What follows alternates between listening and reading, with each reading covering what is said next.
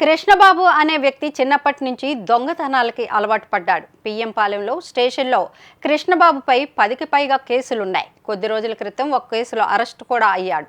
కాగా జైల్లో రాంబాబు అనే వ్యక్తి పరిచయం అయ్యాడు. బయటికి వచ్చాక రాంబాబు అనే వ్యక్తి 2 కేజీల గంజాయి అమ్మమని కృష్ణబాబుకు ఇచ్చాడు. కాగా కృష్ణబాబు పోలీసులకి దొరికిపోయాడు. కృష్ణబాబు దగ్గర నుండి 5 మొబైల్ ఫోన్లు, 3 బైకులు పోలీసులు స్వాధీనం చేసుకున్నారు. అనంతరం మహిళా police station ACP CH Pentarao మాట్లాడుతూ, ప్రస్తుతం పోలీస్ సిబ్బంది కొరత ఉంది. స్థానిక హాస్టల్ సేఫ్టీలపై కూడా నిఘా పెడుతున్నాం.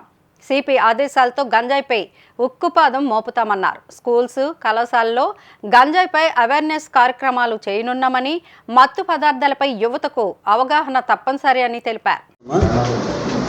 ఈ ఎన్నేటి కృష్ణబాబు అన్న ఒక క్రిమినల్ ఉన్నాడు. ఇతను ఏంటంటే ప్రాపర్టీ అఫెండర్. ఈయనది నేటివ్ డెంకాడ మండలం, విజయనగరం జిల్లా. ఇతను ఏంటంటే చిన్నప్పటి నుంచి చాలా ప్రాపర్టీ అఫెన్స్ చేస్తూ ఉన్నాడు.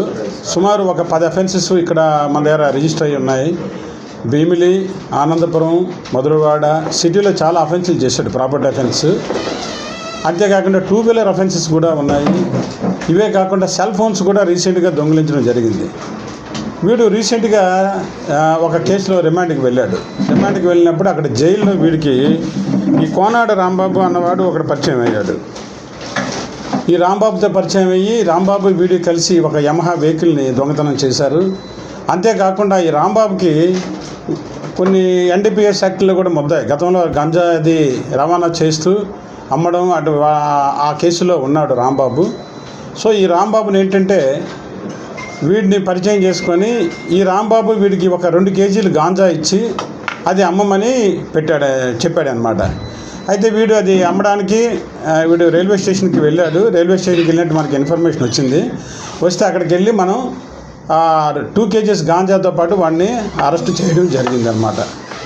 అయితే ఈ అరెస్ట్ చేసినప్పుడు వీడి దగ్గర ఒక 3 సెల్ ఫోన్లు దొరికాయి బయట వాళ్ళవి. వీడిది ఒక సొంత సెల్ ఫోన్ కూడా దొరికింది 4. తర్వాత ఒక మోటార్ సైకిల్ కూడా సీజ్ చేయడం జరిగింది. వీటన్నిటితో పాటు వీడిని అరెస్ట్ చేసి ఈరోజు మనం రిమాండ్కి పంపిస్తున్నాం అనమాట. ఈ సెల్ ఫోన్స్ కూడా ఎవరనేది వెరిఫై చేయాల్సి ఉంది. అవి కూడా దొంగిలించమని చెప్పాడు. అది వెరిఫై చేసి వాళ్ళకి అందజేయడం జరుగుతుంది. మొత్తం మనం వీడి దగ్గర సీజ్ చేసినవి అయితే మొత్తం 4 బయట వాళ్ళు, 1 ఈడిది అనుకుంటాను. మొత్తం 5 సెల్ ఫోన్స్, 3 మోటార్ సైకిల్స్, తర్వాత గాంజా ఒక 2 kgs ganja, 3 motor cycles also.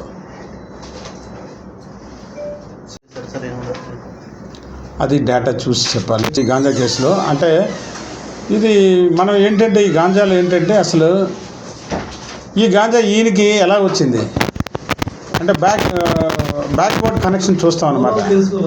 అలాగే ఫార్వర్డ్ కనెక్షన్ కూడా చూస్తున్నాం. అంటే ఇది తీసుకెళ్ళి ఎవడికి ఇవ్వబోతున్నాడు, వాడు ఎవడికి ఇస్తాడు అంటే backward link plus forward link. ఇదేంటంటే మనకు ఒకే రోజులో అయ్యే పని కాదు. దీని మీద మనం ఏంటంటే మళ్ళీ సిడిఆర్లు పెట్టాలి. అది మనం ఇన్వెస్టిగేషన్ చెప్పకూడదు. అది మనం ఇన్వెస్టిగేట్ చేసి వాళ్ళు కూడా అరెస్ట్ చేస్తాం. అది కళాశాలలో మన దృష్టిలో లేదు, బట్ వెరిఫై చేయిస్తాను. వెంటనే వెరిఫై చేస్తాను. కాలేజ్ కొద్ది రోజులు అర్ధరాత్రి సమయంలో గోడదోకి వెళ్ళడం జరిగింది సార్. వాళ్ళని అడిగితే ఏం చెప్తున్నారంటే మాకు పోలీసులు సపోర్టింగ్ లేదు, ఇదివరకు చాలాసార్లు కంప్లైంట్ ఇచ్చామని చెప్పి కూడా చెప్పడం జరిగింది సార్. అంటే వాళ్ళు ఈ హాస్టల్స్ పట్ల ఏమైనా ఏర్పాటు చేసే అవకాశం ఉందా? బ్రదర్, మీ అందరికీ తెలుసు పోలీస్ ఫోర్స్ అనేది చాలా తక్కువగా ఉంది. అంటే వెన్ కంపేర్ టు పాపులేషన్ అంటే బీపీఆర్డీ కానీ మన నేషనల్ ఎన్సీఆర్బీ ప్రకారం అంటే ఒక స్కేల్ ఉంది. ప్రతి 10,000 మందికి ఎంతమంది పోలీసు ఉండాలో అంతమంది లేరు. చాలా స్కాంటీ ఫోర్స్తో మనం ఉద్యోగం చేస్తున్నాం. సో ఇలాగ ప్రతి హాస్టల్కి, ప్రతి కాలేజీకి మనం ఫోర్సు ప్రొవైడ్ చేయాలంటే చాలా కష్టమైన పని ఇది.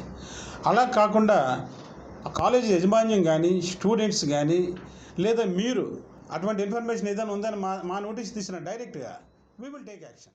నిరంతర వార్తా స్రవంతి కోసం వీక్షిస్తూనే ఉండండి. మా VST news. Please like, share and subscribe our channel.